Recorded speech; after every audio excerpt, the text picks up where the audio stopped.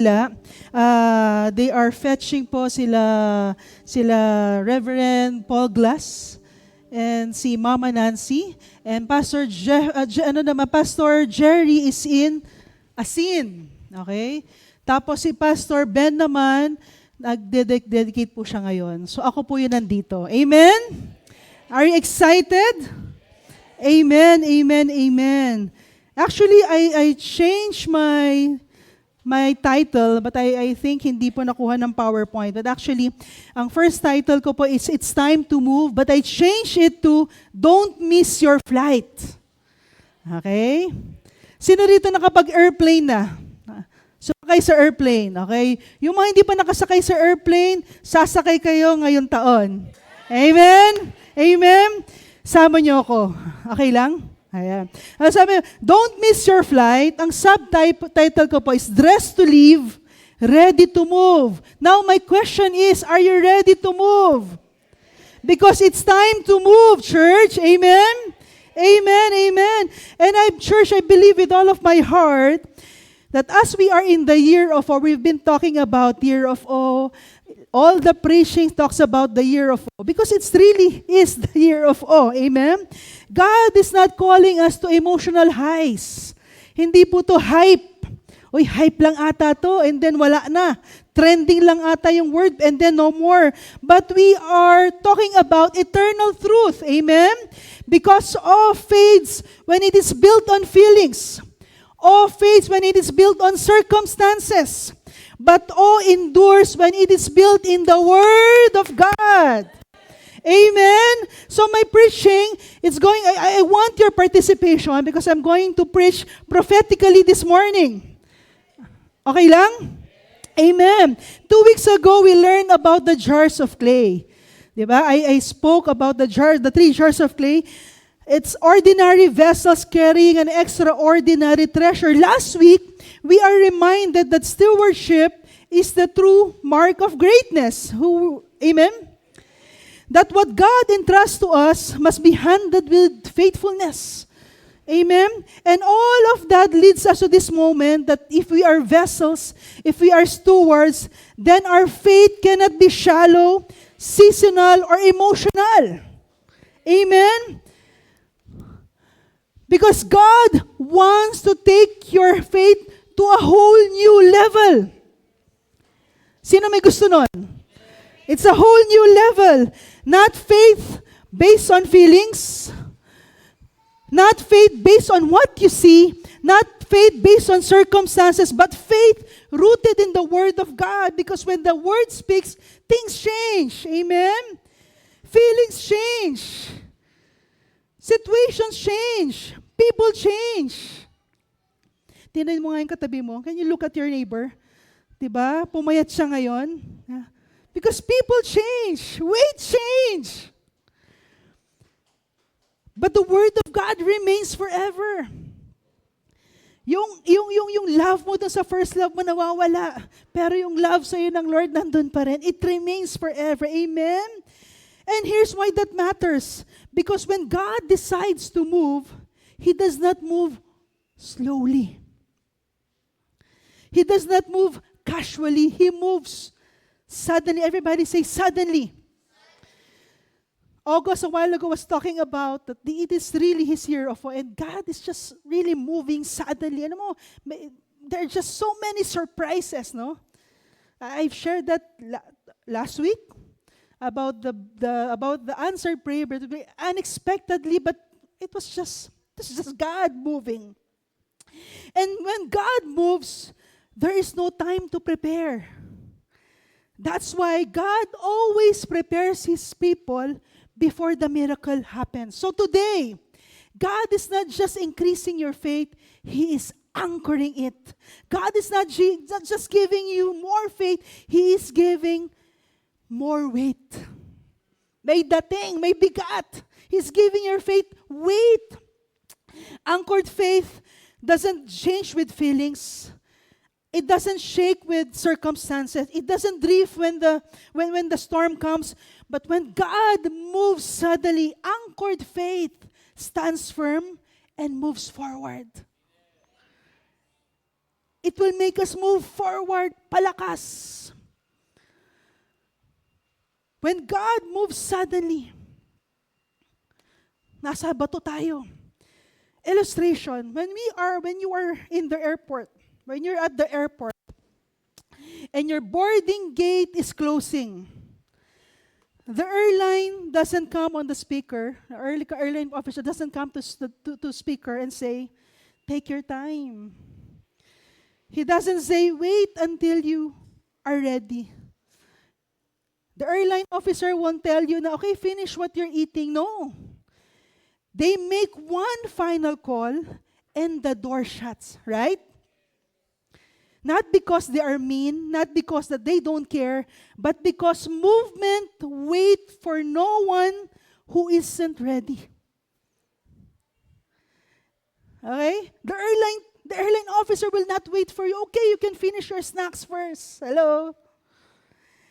Because when God decides to move, again, He doesn't move slowly. He moves suddenly. And when God moves suddenly, there is no time to prepare. But I pray, that's why I'm here today. I'm preparing you. Amen? Passover night. Point number 1, prepared to leave. Exodus chapter 12 is the night God turns promise into movement.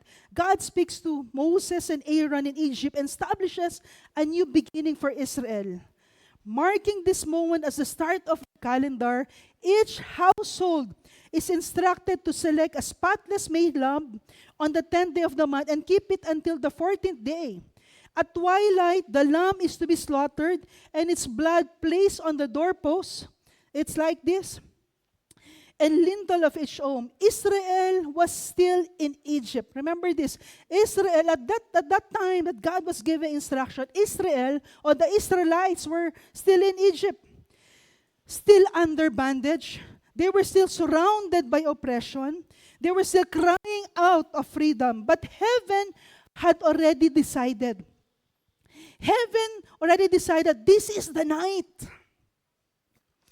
Exodus 12 is the night of Passover, the night God judged Egypt and protected His people. The point is, deliverance did not begin when they walk out. Deliverance began inside the house. Before freedom came instructions. Before breakthrough came obedience. Before movement came preparation. God told them, this was instruction. Number 1, kill the lamb. Number 2, apply the blood. Number 3, eat the meal.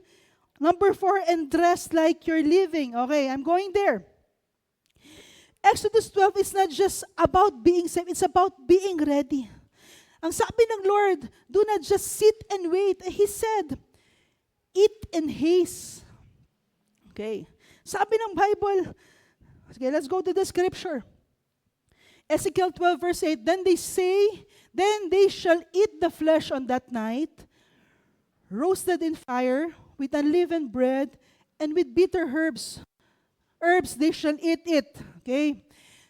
Verse 11 says, and thus you shall eat it with a belt on your waist, your sandals on your feet, and your staff in your hand. So you shall eat it in haste. It is the Lord's Passover.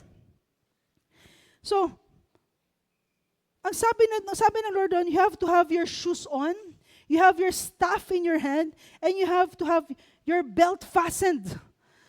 Now watch this, God didn't just tell them what to eat. He told them how to eat it. Sabi niya ganon, you have to eat it in haste. Ano ibig sabihin? Nandyan, nakahain yung pagkain, pero ready ka na. Na anytime tawagin ka, aalis ka na. So parang, kakain ka, eat in haste, mabilisan, pero you are ready to go. Nakukuha niyo, you get the point? Amen. So that's the picture.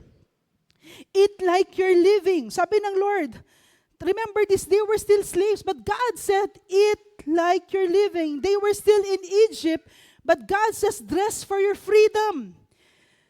They are still bound, but sabi ng Lord, be prepared to walk. And God didn't just say, oh, relax ka lang, eat comfortable. No. He said, put your shoes on. It's as if you're living. Yes, you are there, but you are about to leave. What God is saying, because sabi ng Lord, because when I move, you won't have time to pack. And some of us here, you are waiting for things to change before you prepare. But God says, prepare first, move first, obey first, and I will do the rest. Church, do not miss your flight out of Egypt. Get ready to travel. Get ready to change your address. Hello? We're getting out of Egypt. We're getting out of bondage. We're getting out of poverty. Who wants to get out of poverty? Who wants to get out of lack? Ang sakit kaya, hirap kaya na ito yung sweldo ko, 30,000, 20,000, pero kulang pa rin. But God, this year, wants you to get out of that. God wants to get you out of addiction. God wants you to get out of fear. God wants to get you out of death. Amen? Out of fear. Takot ka na lang sa hinaharap. Takot ka pag may magkakasakit sa pamilya mo kasi kulang yung budget. Hello? Yan minsan pag may tumawag sa'yo, ate, nasagasaan si ganito. Alam mo, bago mo, before you even take care of the person, isipin mo, naku po, kulang ang pera ko. Hello? Tama? God, today, this year, we're getting out of the enemy's camp. And we are not staying here. Sabi ko kanina yung point ko, God is going to give you a whole new level of faith. Do you want that, church? Amen? Point number 2, dress where you're going. Dress where you're going. I cannot just stand here in front of you wearing slippers and preach to you. I have to be in my best attire. Maganda po ba yung suit ko? Yeah, thank you. This is tailored fit. Prepared for you guys. I mean, you have to dress where you're going. Church, when you know the season is changing, you have to prepare. When the rainy season is coming here, we must not wait until streets are already flooded with water. You have to prepare our rain boots, nandiyan yung ating raincoat, our umbrella, the things that we need, no? Our jacket. Because what you wear shows what you believe you're facing. You cannot go to Boracay and wear your puffer jacket. Wow, binili ko to. It's Moncler, napakamahal yan. 50,000 pesos. But I cannot wear that in Boracay. Hello? Did you get my point? I believe God is going to bless us. I believe God is going to bless us. But we cannot be dressed for struggle. God cannot bless you if you're still thinking small. If you're still thinking defeat. Even before you start the business, sasabihin mo na, paano pag nalugi? Hello? Hindi ka pa man nag-start ng negosyo. Isipin mo na nga, paano pag nalugi? God will not bless you if you're still planning for luck. Faith doesn't just pray. Faith prepares. Everybody say prepare. If you want to experience the shift that God is bringing this year, if you want to walk into the new season fully ready, then you have to get dressed for where you're going. Amen? Dress for where you're going. You have to put on what aligns with the blessing, not the burden. Put it on what aligns with the blessing, not the burden. Because God is saying, I'm moving and I need my people ready. Can you tap your neighbor and say, are you ready? Okay, did they say yes? Yes. Okay, point number 3, prison break faith. Prison break faith. Acts chapter 12 verse 8. Acts 12 verse 8, the Bible says, "Then the angel said to him, 'Gird yourself and tie on your sandals.' And so he did, and he said to him, 'Put on your garment and follow me.'" Peter was in prison. He was chained. He was guarded. He was facing certain death. Naghihintay na lang siya, natawagin siya para patayin siya. No? That was the situation. But heaven showed up in his cell. And notice this, the angel did not say, "Wait until the door opens." May sinabi ba siya? Wala, di ba? The angel did not say, "Pray longer before moving." The angel did not say, "Check if it's safe first." No! He said, "Peter, get dressed, tie your sandals, and follow me." Amen? Picture this. It's rainy season in Baguio City, and you're about to travel. And there was an announcement by DPWH that there is a landslide going on in Cannon Road or Marcos Highway. What will you do? Will you still continue driving?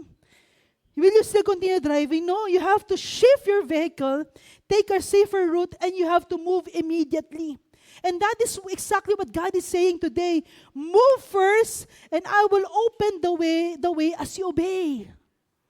And I believe with all of my heart, God is telling you, write that. Ganyan din sinasabi ng Lord sa'yo, hey, move immediately. Shift your vehicles. I will open the way as you obey. Peter didn't wait for proof. Totoo ba? Totoo ba, Lord? Papalabasin mo ko rito? He didn't wait for the chains to fall. Remember this, sabi ng Bible, he's still chained. Nandun pa yung kanyang mga chain. He obeyed first and freedom followed. And I believe that's the word of the Lord for you also. Obey first. Everybody say, obey first. And blessing will follow. Some of you are still in your prison today. Old habits, old hurts, old shame, old struggles. And you're waiting for God to prove His more. But God is saying, gird yourselves, tie on your sandals, put on your garment and follow me. It's time to move, church. Amen. Faith doesn't wait for the door to be opened.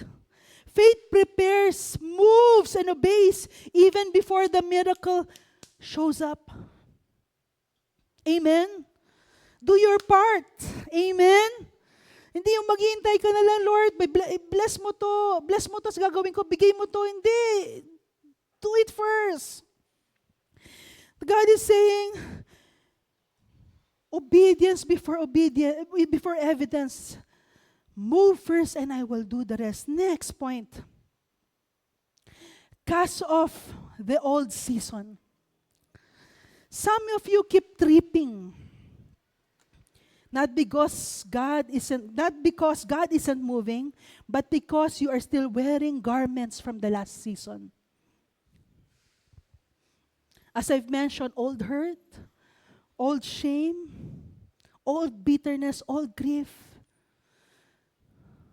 Hirap mag-move Hirap mag-move on, kapatid. But God is saying to you right now, cast off the old season. It's like trying to climb Mount Pulag with a heavy jacket and rain boots meant for the past season.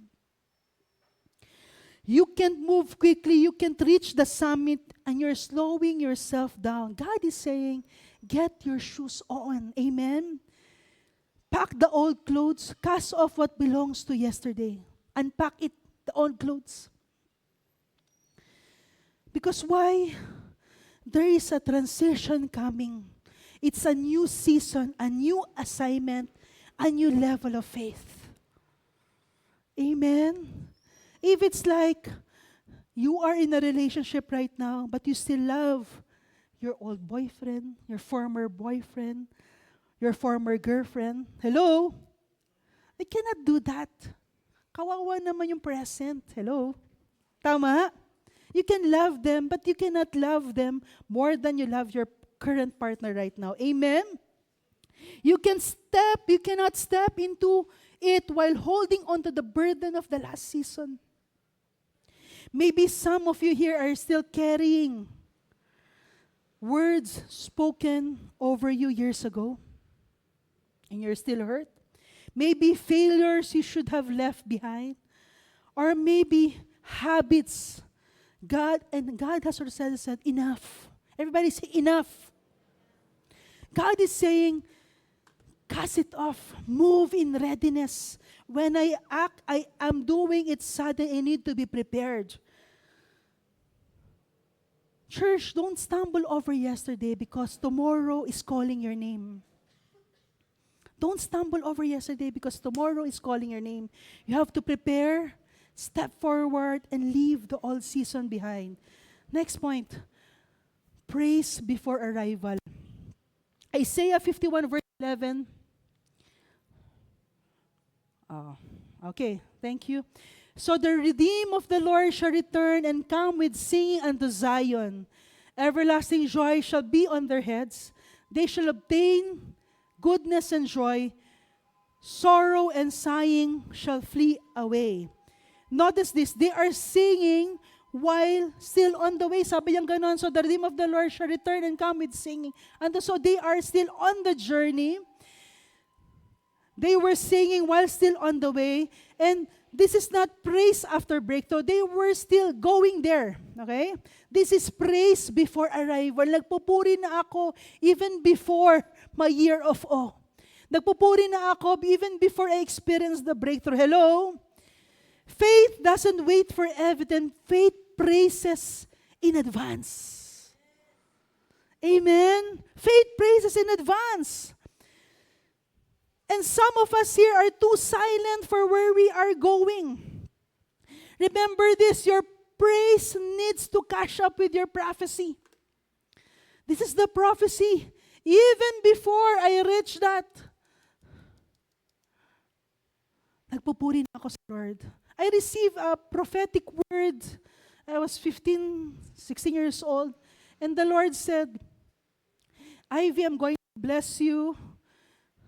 Going to use you as an end-time financer. I'm going to bless you and your family will be blessed. But before that happened, before this time happened, I opened 3 businesses and they all closed. I believe I shared that to you. We opened a lugawan and it closed. We opened a small pawn shop and it closed. We opened our barbecue stand and it closed.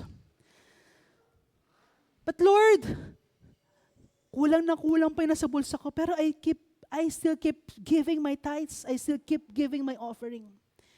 And sometimes, this is the promise, and you are here. Lord, magta-tithes na lang ako kapag na-receive ko na yung promise. Hello? Mag-church na lang ako pag nakita ko na talaga yung breakthrough. Everybody say, ouch. When praise goes up, remember this, fear comes down. When doubt comes down, chains comes down. Remember this, victory is in your future.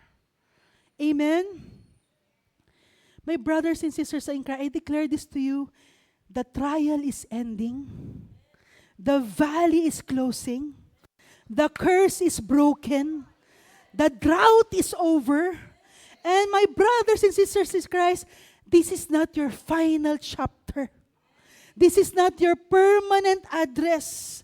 This is not where your story ends. God is saying, move because I'm moving. Amen? Do not stay where you are right now. God wants you to put you into a new level, anchoring your faith. Not just increasing you, but making you stable, making you strong. Amen? Final takeaway. Sabi ko, short lang to. Number 1, preparation is proof of expectation. If you really believe God is moving, you'll get ready.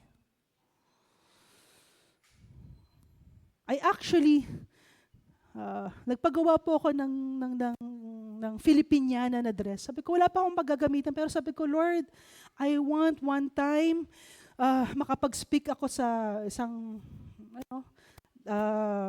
government activity. And indeed, no, parang 2-3 weeks ago, a DTI officer messaged me. Sabi niya, ma'am, pwede po ba kayo magbigay ng, anong tawag yung talk na yun? Inspirational message sa DTI. Sabi ko, Lord, magagamit ko na yung damit ko. It's just a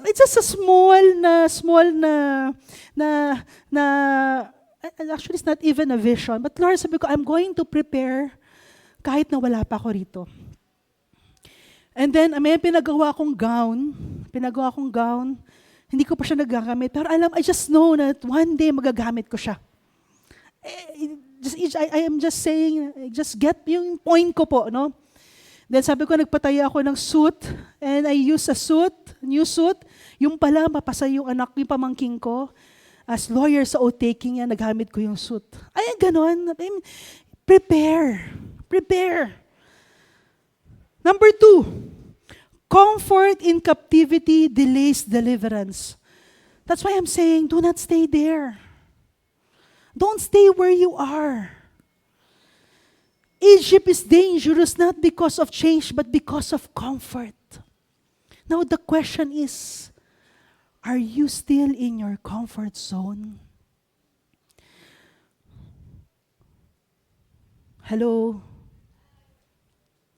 Number 3, faith praises before door opens. If you can praise Him now, you'll walk through later. Before your breakthrough, puri ka muna sa Diyos. Amen? And I believe today, church, this moment matters. It's a very short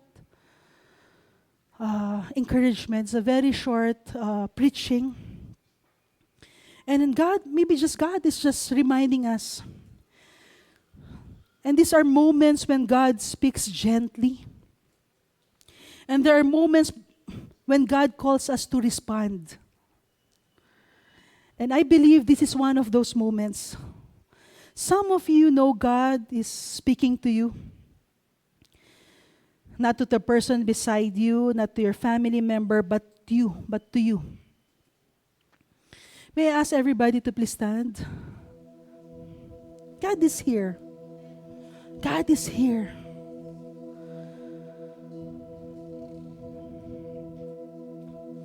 And may I ask all the leaders of the church to please come forward.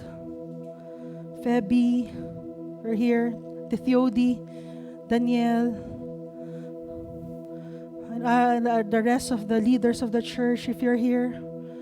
August, Carol, can you please come and stand here at the front? And it's just an instruction from the Lord. You know who you are, please come forward. And you are here to pray, to lay hands and stand with those responding to God. Okay lang? We're going to pray for them.